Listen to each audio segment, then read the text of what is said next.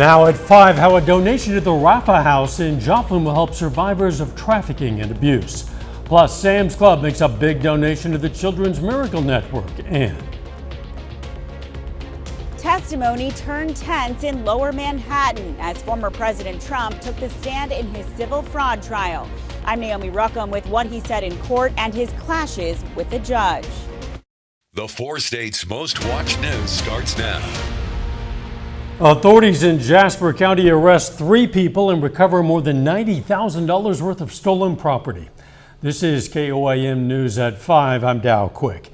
Authorities say 48-year-old Kenneth Pippin, 36-year-old Christopher Gordon, and 62-year-old Terry Ward worked together to steal $92,000 worth of equipment, including a pickup, a flatbed trailer, 3 lawnmowers, landscaping tools. Most of the equipment was recovered on September 11th. It's also when Pippin was arrested. Gordon and Ward have been arrested since during a follow-up investigation. All 3 are now charged with felony stealing. The Arvest Foundation is assisting a local group's campaign to expand its services. The Joplin chapter of Rafa International is giving $25,000. It's $25,000 closer, to its goal, thanks to a donation from the Arvest Foundation. Although Rafa is known for international work, building a headquarters in Joplin will also help make trauma counseling more accessible. Internationally, historically, Rafa has been focused on residential aftercare for child survivors of trafficking and sexual abuse. A big part of that, obviously, is going to be trauma therapy, and that's something that we've been able to bring here to the United States. Rafa House's renovations are planned to be finished by next spring. Sam's Club in Joplin is making a donation to benefit children battling serious illnesses. The store donated nearly $61,000 to Freeman Hospital for the Children's Miracle Network. It's part of an annual fundraising campaign Sam's Club does for the network. Officials say it'll help area kids get the medical care they need. Just so thankful for all the generous people in this community. So Sam's Club's really been a role model. They've raised nearly $61,000 this year, $61,000 for this cause. And we hope that they inspire others to do similar work as well. Joplin Sam's Club has been participating in that fundraising campaign for 35 years. It's raised a total of $460,000 for the Children's Miracle Network. Weather-wise, pretty nice start to the work week. Chief Meteorologist Doug Heddy. Yeah, another mild day for us today. Also a little bit on the breezy side, but temperatures keep warming up over the past couple days. It looks great. We have partly sunny skies, 73 in Joplin, Pittsburgh, sitting at 71. We're going to stay dry as we go through the evening hours. And look at this. I mean, our southern counties are into the mid to upper 70s, near 70 once you get into our northern counties. Little breezy, southerly winds kicking in at about 10 to 15. These are actually going to increase a bit as we go through the next couple days, Tuesday into Wednesday.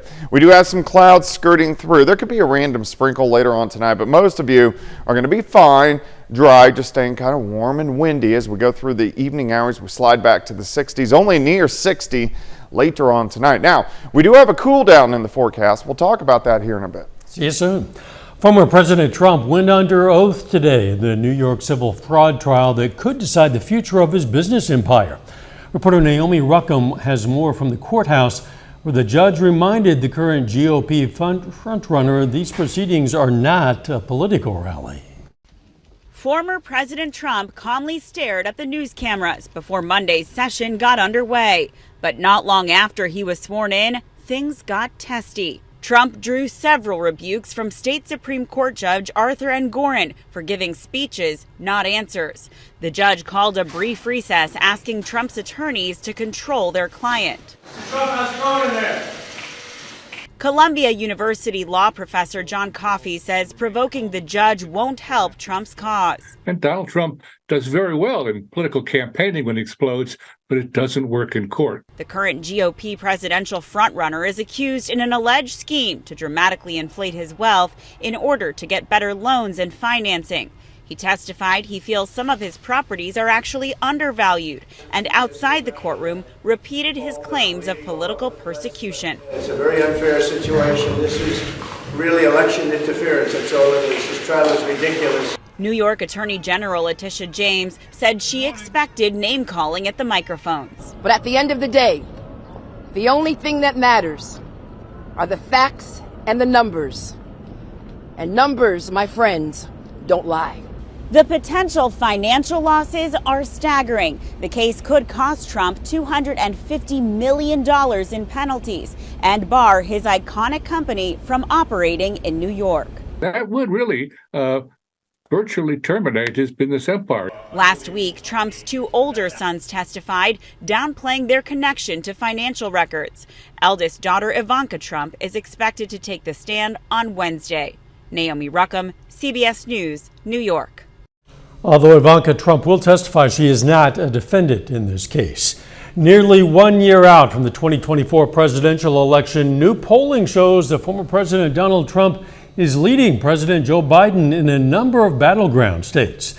The New York Times released a new poll of 6 battleground states that shows Donald Trump leading in 5 of them.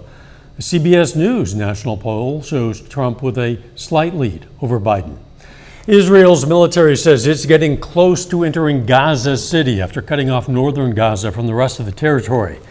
The Hamas-controlled Gaza Health Ministry says the Palestinian death toll from the war has climbed past 10,000.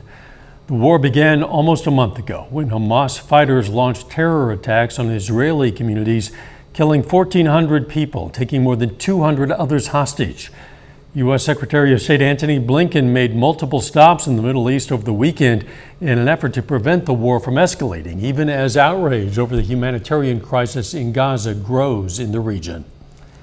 Still ahead, a school staple in short supply. Thousands of school districts across the country are losing dozens of librarians. I'm Skyler Henry in Delaware with why that is and the push to change course. And next in Health Watch, how a new public service announcement is raising awareness of mental health. Topping today's Health Watch, a new study in the journal Pediatrics finds ER visits for firearm injuries doubled during the COVID-19 pandemic among children and adolescents. Between March of 2020 and November of 2022, researchers also found deaths of children who came to the hospital with those injuries doubled across all socioeconomic groups. A new public service announcement is raising awareness about the millions of people who struggle with both mental health issues and substance abuse. Reporter Stephanie Stahl has more.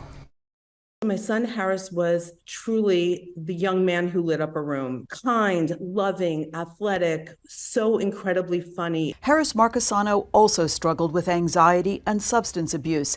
At age 19, he was dead. His mom says from an accidental overdose. Every day I feel that loss incredibly. Marcasano's mom Stephanie says her son suffered from co-occurring disorders. According to the National Institutes of Health, that's when someone has both mental and substance abuse disorders. About 7.7 million people are affected, along with probably millions more who aren't diagnosed. Even though people say that they address it, they often fail because the system fails them. Nobody challenged the importance of linking mental health, substance misuse, and addiction to change outcomes and to save lives. She says years of therapy and rehab failed her son. Aiming to save other families, she started the Harris Project to raise awareness about co-occurring disorders. You need a multi-level approach to this. Drink if you don't like drinking, but can't escape the thoughts in your head. The Harris Project is releasing this new PSA on the anniversary of Harris's death. It highlights the dangerous intersection between substance use and mental health. This is phase 1 of a project designed to first educate and empower young people, their families, and their loved ones about what co-occurring disorders is. She hopes with awareness there will be an understanding that addiction and mental health need to be treated independently and together, so no other mother confronts losing a child. Stephanie Stahl, CBS News, Philadelphia. For more information on where to find help and resources, you can go to theharrisproject.org. An observational study out of Sweden finds people who have a higher biological age than their actual chronological age have a greater risk of developing dementia or suffering a stroke.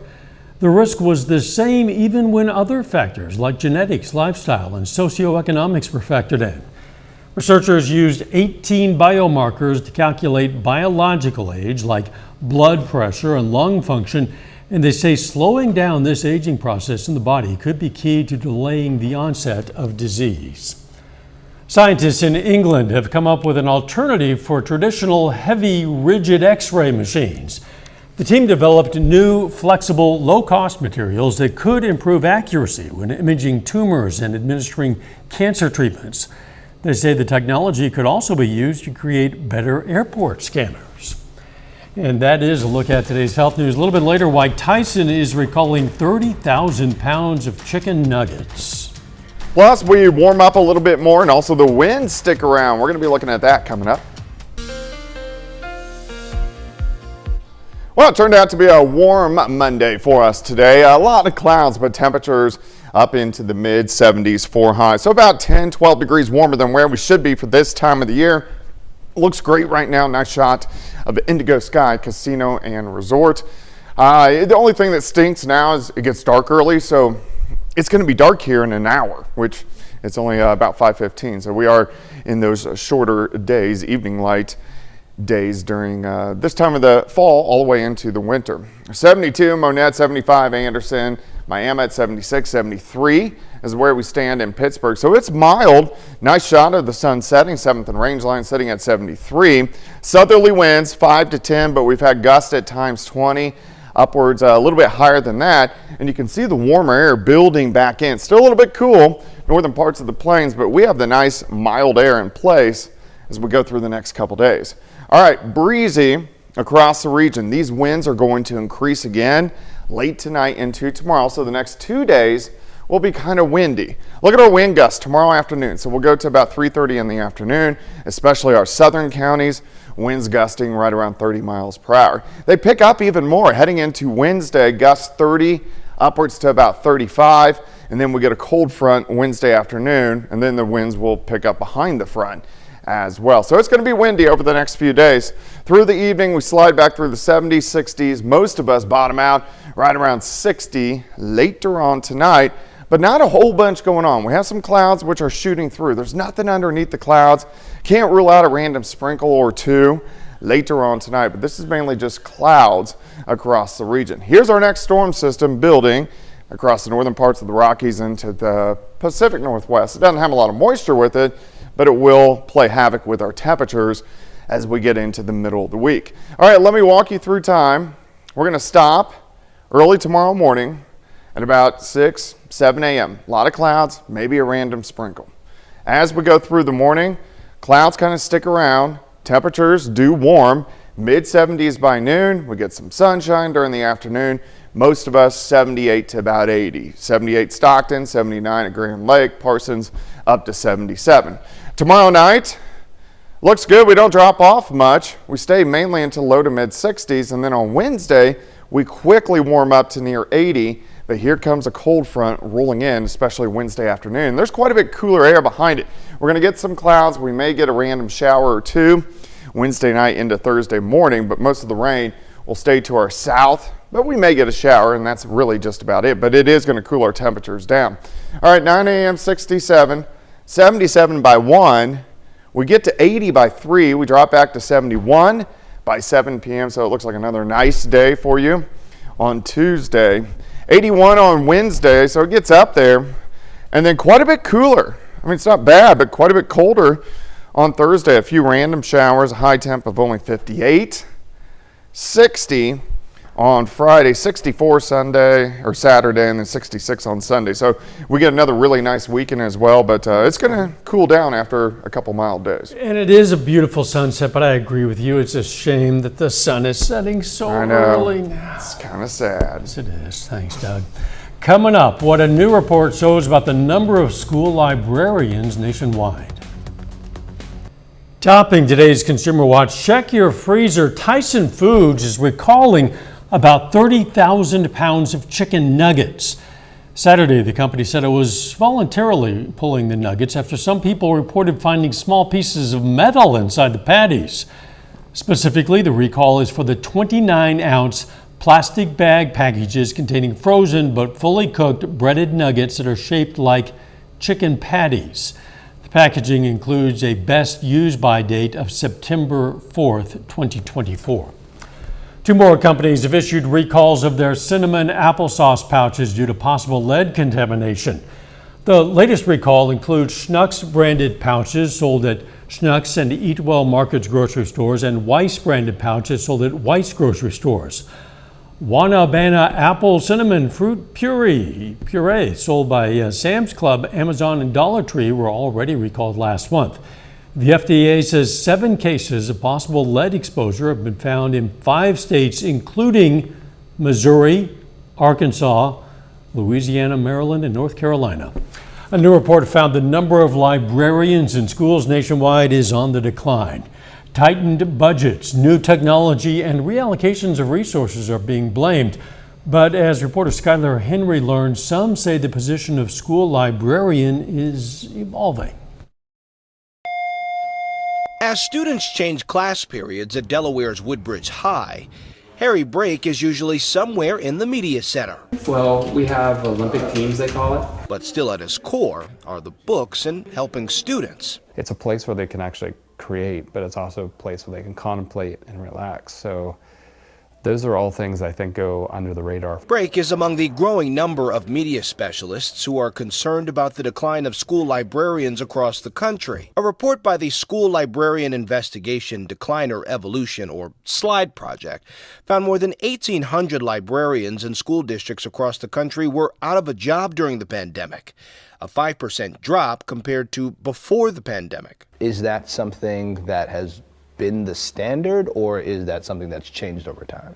I think it's so different by school to school. Brake says when districts navigate school budgets, even before COVID, librarians are often the first on the chopping block. They're like, well, we don't really need somebody just solely for checking out books. We can get somebody that can do that. SLIDE also found that only 10 states and D.C. mandate and enforce the employment of school librarians in public schools. 16 states have requirements but don't enforce them. 24 states don't have requirements for school librarians at all. Mark Lieberman is the school finance reporter for Education Week. There's pretty robust evidence that students benefit from a school librarian, being available to them in a variety of ways, both academically and emotionally. It's why Brake is pushing to categorize the profession as essential to help students now and in the future. Skylar Henry, CBS News, Greenwood, Delaware. The report also found that of the more than 13,000 school districts across our country, 30% had no librarians in their school, and more than 4.4 million students in high poverty districts also had no librarian in their schools. That's more than half of all low-income students in the U.S. A final check of the forecast next.